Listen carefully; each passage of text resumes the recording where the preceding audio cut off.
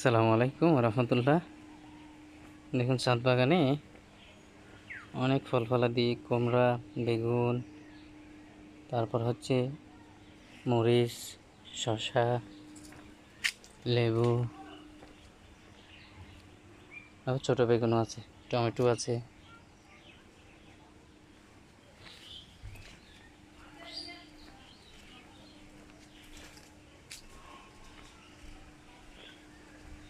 আমার এখানে গোলাপ ফুল গাছ একটা, অন্য জাতের শিমও আছে, টমেটো,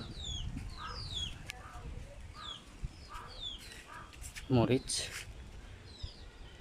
বেগুন আছে, ছোটোখাটো একটু সবজি।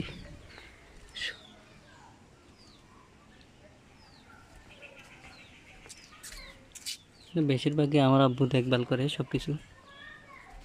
মাশাল্লাহ, তো কদু ধরলো বড় থেকে।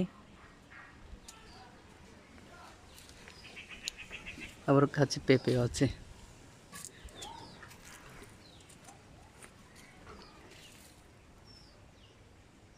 বেগুন আর কিনতে হয় না, বেগুন বানানোর জন্য বেগুনে যথেষ্ট।